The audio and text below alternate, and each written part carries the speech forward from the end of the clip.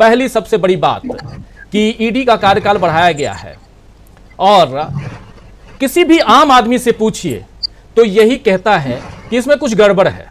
एक सांसद होने के नाते, एक जनप्रतिनिधि होने के नाते, क्योंकि जनता के आप प्रतिनिधि हैं, उस हिसाब से भी आपसे ये सवाल बनता है पूछना कि इसके पीछे क्या कारण हो सकता है। एफएटीएफ की बात हो रही है, लेकिन क्या मात्र मामला एफएटीएफ तक ही है या कुछ और है? आपका नजरिया। अपनी बात यहां रखने समय प्रस्तावना में मैं एक बात रख रहा था, आपने सुन लिया होगा कि 3 प्रमुख नेता आपके तरह ही यंग हैं, जिसमें राहुल गांधी, तेजस्वी यादव और अखिलेश यादव, इन तीनों की चर्चा भी खूब हो रही है। आपका नजरिया समझना चाहता हूं इस पे। देखिए राजीव जी, सबसे पहले तो मैं अपने तमाम को पैनलिस्ट का बहुत बहुत शुक्रिया अदा करना चाहता हूं। मैं समझता हूं कि बहुत न्यूएंस्ड विश्लेषण आप लोग करते हैं और इसलिए एक बड़ी आबादी आपकी ओर आकर्षित हो रही है। देखिए, ईडी के बारे में मैं तो सिर्फ इतना ही कहूंगा कि मेरे कुछ दोस्त इन्फोर्समेंट डायरेक्टरेट में हैं और खुद अगर सर्वोच्च न्यायालय की टिप्पणियों को देखें तो इतनी हार्श टिप्पणी मैं समझता हूं बीते 10 वर्षों में मैंने सुप्रीम कोर्ट की नहीं सुनी है। इवन एक्सटेंशन देने से पूर्व भी हमारे जस्टिस ने कहा कि क्या आपके पास तमाम नाकाबिल लोग हैं कि आप इनको एफएटीएफ के बहाने रखना चाहते हैं।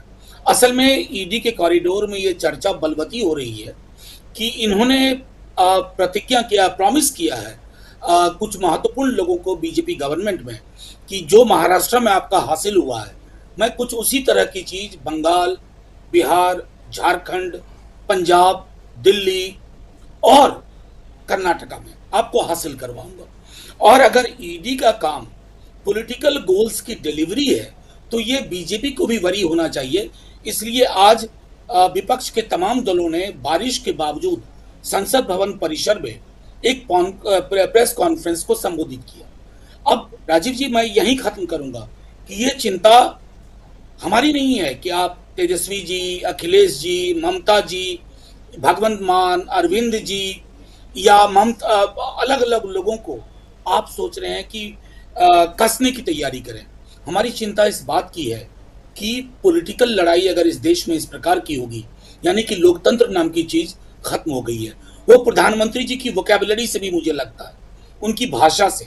भोपाल में वो एक बयान देते हैं तकरीबन 10 दिन पूर्व और 48 घंटे के अंदर जिन पर उन्होंने आरोप लगाए उनके साथ गुलदस्ता लेते हुए उनकी तस्वीर आती है और सत्ता का स्वरूप थोड़ा बदल जाता है महाराष्ट्र में। मेरा सिर्फ आप लोगों के माध्यम से यह कहना है कि देश की जनता ये देख रही है, क्या हम अपनी राजनीति को इस प्रकार के अवसान की ओर जाने देंगे? क्योंकि ये संजय मिश्रा का सवाल नहीं है, ये सवाल इस बात का है कि क्या ईडी के हाथ में आप इतनी शक्ति दे रहे हैं कि वो एक फिक्शनल नैरेटिव गढ़े और आपकी पॉलिटिकल लड़ाई में आपकी मदद करे। बस मैं इसको जनता के विवेक पे छोड़ता हूं। हमें जो कहना था हमने आज संसद भवन परिसर में कहा और आज आपके समक्ष कहा, क्योंकि उन्होंने संभवतः, मैं एक मुंबई फिल्म की एक टर्म ले रहा हूं जिसको कहते हैं सुपारी लेना। उन्होंने सुपारी ली है कि इंडिया नाम का जो अलायंस है उसको वो तहस नहस करके बड़े साहब, छोटे साहब के हाथ में रख देंगे। अगर जो कॉरिडोर से बातें आ रही हैं, अगर ये सच है तो ये डरावनी है, ये भयावह है।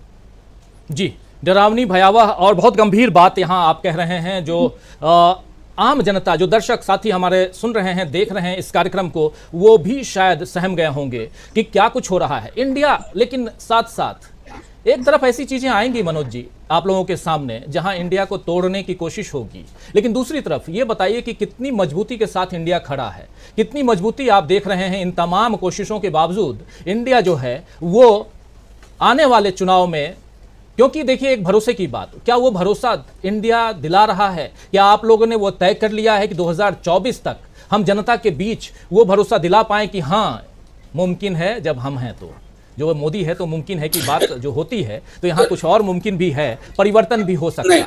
आप हमारी तरफ देखिए। राजीव जी, मैं एक बात कहना चाहता हूँ।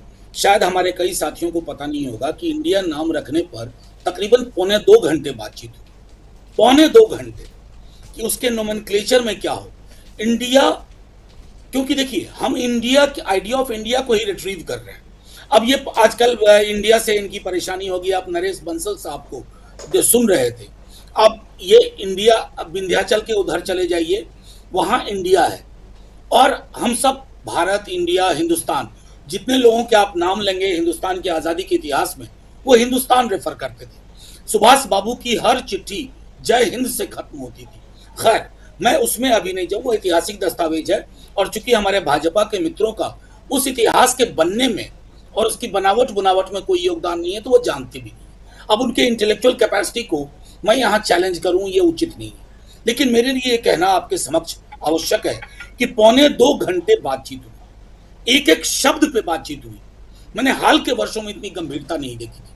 और आशय क्या था, जो राहुल जी ने कहा, जो तेजस्वी जी ने कहा, नीतीश जी ने कहा, बाकी नेताओं ने, वो आशय ये था कि हम लोगों के समक्ष सिर्फ एक नाम नहीं रख रहे हैं, एक भावना रख रहे हैं, एक कार्यक्रम रख रहे हैं। अभी मुंबई की बैठक का आप इंतजार करिए। हम आत्ममुग्ध राजनीति के खिलाफ, व्यक्ति केंद्रित राजनीति के खिलाफ, लोकतंत्र की सामूहिकता और सामूहिक सवालों को बहाल करने में कामयाब होंगे। क्योंकि आज जो परिस्थितियां हैं देश को, उसको एक व्यक्ति संसद में अब मोदी मोदी मोदी, ये गरीब की थाली की साइज में मोदी मोदी क्यों नहीं दिखता? ये बेरोजगार के रोजगार में मोदी मोदी क्यों नहीं दिखता? उसके बरक्स हम लोग एक प्रगतिशील दस्तावेज पे काम कर रहे हैं और आपको यकीन दिलाएं, बाकी चुनाव अपनी जगह होंगे, लेकिन लोगों के समक्ष हम एक ऐसा प्रोग्राम लेके आएंगे, शायद हमारे बीजेपी के मित्रों ने सोचा नहीं होगा। अभी तो इंडिया नाम से घबरा गए हैं और हमारा टैगलाइन है, जुड़ेगा भारत, जीतेगा भारत। किस किस को हटा दोगे? अब भारत को भी हटा देना, चूंकि हम कह रहे हैं। तो मेरा सिर्फ ये कहना कि प्रधानमंत्री जी, मैं एक छोटी टिप्पणी करूंगा, प्रधानमंत्री जी की भाषा में मैं गिरावट देख रहा हूं, गरिमा विहीन भाषा का इस्तेमाल कर रहे हैं। मैं जवाहरलाल नेहरू जी के टाइम में पैदा नहीं हुआ था, उनकी मौत के बाद पैदा हुआ, लेकिन उसके बाद तमाम प्रधानमंत्रियों के बाद में पढ़ा है। अटल जी, मनमोहन सिंह, शास्त्री जी, वीपी सिंह, देवेगौड़ा, किसी भी प्रधानमंत्री ने अपने प्रतिस्पर्धी के लिए इस तरह की गरिमा विहीन भाषा का इस्तेमाल नहीं किया। और मैंने कल हल्के में कहा था कि प्रधानमंत्री जी को गंभीरता पूर्वक अपने स्क्रिप्ट राइटर को बदल देना चाहिए। शायद वो सैबोटाज करने की कोशिश कर रहे हैं उनकी पॉलिटिक्स को, उनकी सोच को। तो अभी तो इंडिया नाम है, जीतेगा भारत। मुंबई के बाद आपको रोजगार को लेकर के, सामाजिक सौहार्द को लेकर के, सार्वजनिक संपत्ति को लेकर के टाइम बाउंड कार्यक्रम मिलेगा, जुमलेबाजी की तरह नहीं। रोजगार, 3 महीने का टाइमलाइन, ये कमिटमेंट, बस इतना कहना था। जी, 3 महीने का टाइमलाइन। और इसके बाद आप देखिए अभी से जो परिस्थितियां जा रही हैं 2024 की तरफ। मनोज झा जी, क्या मणिपुर आप भी जा रहे हैं? मणिपुर को लेकर के अभी जो भी गतिरोध है सदन में, मणिपुर को लेकर के ही है। आप लोग डिमांड कर रहे हैं कि प्रधानमंत्री जी आएं और बयान दें। अब बात यहां तक आ गई कि लोकसभा में अविश्वास प्रस्ताव पेश कर दिया गया। कहा जाता है कि उस पर तुरंत चर्चा होती है, लेकिन अभी तक, अब सूत्रों के हवाले से जो भी खबर आए, लेकिन आज जब इस वक्त हम चर्चा कर रहे हैं तो हमारे पास कोई भी तारीख नहीं है। ये नहीं है कि हाँ अगले सप्ताह सोमवार से या मंगलवार से या किसी दिन से चर्चा शुरू होगी। ये क्या राजनीति चल रही है, जरा आपसे समझना चाहता हूं मणिपुर को लेकर के। अभी आप लोग जा रहे हैं तो तैयारियां मैं आपसे समझना चाहूंगा। राजीव जी, अविश्वास प्रस्ताव लाने के पहले हम लोगों ने काफी सोचा। मैं बताऊं कि प्रधानमंत्री जी मुझे बेहद संवेदनशील लगे जब किसी क्रिकेटर की उंगली में चोट लगी थी और उन्होंने सुबह उठ करके 6:31 पे ट्वीट किया था। मुझे लगा, मैं उनका विरोधी हूं, लेकिन लगा कि साहब कितनी संवेदना है इस व्यक्ति के अंदर। लेकिन मणिपुर को लेकर के, और मेरा व्यक्तिगत रिश्ता थोड़ा और भी है कि मेरे बहुत सारे स्टूडेंट्स दिल्ली यूनिवर्सिटी में मणिपुर के हैं, मेरे कलीग डीयू और जेएनयू में मणिपुर के हैं।